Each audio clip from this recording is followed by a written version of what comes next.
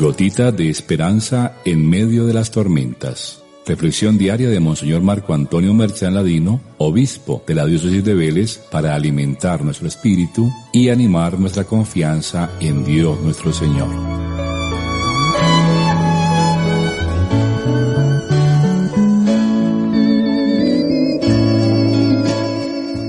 Muy queridos hijos e hijas, continuamos en este jueves nuestras gotitas de esperanza con el tema de las relaciones al interno de la comunidad eclesial, ya que en estos días el Señor nos ha enseñado sobre la actitud que debemos tener con los pecadores, buscándolos para ganarlos de nuevo para el reino a través de la corrección fraterna, como nos lo decía ayer. Nos habló también el Evangelio de la importancia de la oración comunitaria. Hoy nos muestra la manera de comportarnos cuando hemos sido ofendidos. Al respecto, los judíos tenían la obligación de perdonar, pero habían construido una especie de tarifario que determinaba el número de veces que se debía perdonar. De ahí la pregunta de Pedro: ¿cuántas veces tengo que perdonar? Y él mismo se responde diciendo que hasta 7 veces, yéndose por la corriente menos severa, quizá para mostrarse benévolo y quedar muy bien ante todos. El Señor le responde con una parábola que saca al perdón de las tarifas y lo convierte en el signo más auténtico y sincero de que hemos recibido el amor de Dios. Pues Dios perdona siempre y de manera ilimitada. De ahí la propuesta del Señor de perdonar 70 veces 7, que se entiende corresponde al perdón diario. Significa matemáticamente que sería 490 veces, esto sería más o menos cada 3 minutos, lo que concluye que el perdón es como la respiración del amor de Dios en nosotros, que se recibe y se da sin nunca frenarse, pues necesita que circule siempre. La historia del rey que perdona 10,000 talentos es muy pedagógica y muy diciente. El rey es claramente nuestro padre. Si hacemos unas operaciones matemáticas podremos hacernos una idea. 10,000 era la cifra más alta que existía en la lengua griega, y un talento era la medida más grande que existía, que correspondería hoy a unos 36 kilos de oro, que al multiplicarlo por 10,000 nos daría un total de 360,000 kilos de oro. Una cifra realmente desproporcionada, que para poder pagarse con jornales diarios, pues en realidad se necesitarían unos 165,000 años de trabajo fuerte, contando los 365 días. Esto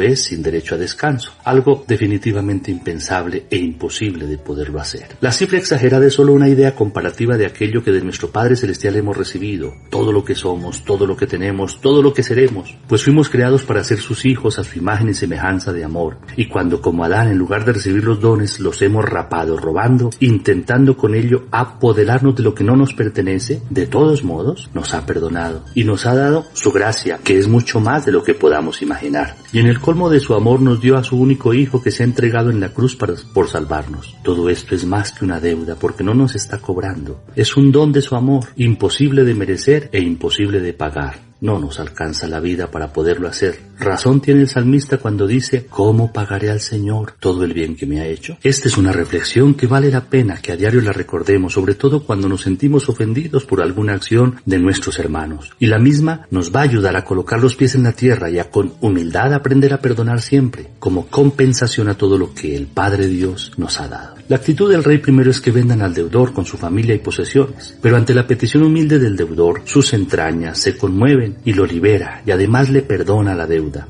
Es simple y llanamente la actitud del Padre, con la diferencia de que la liberación y el perdón no son algo para el futuro, sino que ya son un hecho, con el sacrificio extremo del Hijo por nosotros, que, como dice San Pablo, nos amó y se entregó a sí mismo por cada uno de nosotros. Viene entonces la segunda parte de la parábola, en la que el mismo deudor se encuentra con uno de sus compañeros que le debía 100 denarios, 100 jornales de trabajo, cifra respetable para un pobre, pero en realidad irrisoria si la comparamos con los 10,000 talentos anteriores. Y sin embargo la actitud del deudor perdonado es la de agarrarlo, casi que ahogarlo, y finalmente encarcelarlo hasta que pagara todo. Es lo irónico de la escena. Cuanto más magnánimo es Dios con nosotros, tanto más somos mezquinos con nuestros hermanos. El texto continúa diciendo que al verlo sus compañeros se entristecieron. Algo lógico entre nosotros, que ante las injusticias nos colocamos de parte siempre de las víctimas. Pero cuando entran en juego nuestros supuestos derechos, entonces somos inclementes. Y digo supuestos derechos, porque uno tiene derecho sobre aquello que es propio, pero no por lo que ha recibido como regalo y de lo que solamente es administrador. Y para el caso del amor, se administra bien no reteniéndolo, sino entregándolo sin medida. El siervo entonces viene definido como malvado. Su maldad más grave es la de no perdonar, pues al negar a su hermano, renuncia asimismo a ser hijo de Dios. Y entonces la consecuencia es que lo entreguen a los verdugos hasta que pague todo lo que debía. Es decir,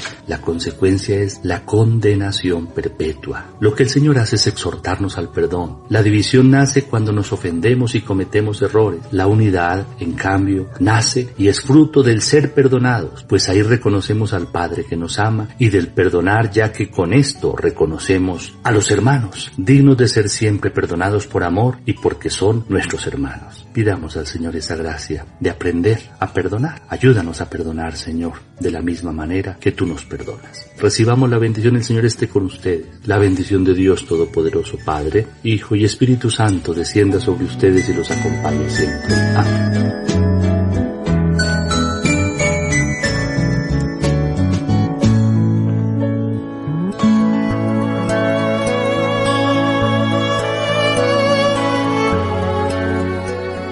Gotita de esperanza en medio de las tormentas. Reflexión diaria de Monseñor Marco Antonio Merchán Ladino, obispo de la diócesis de Vélez, para alimentar nuestro espíritu y animar nuestra confianza en Dios nuestro Señor.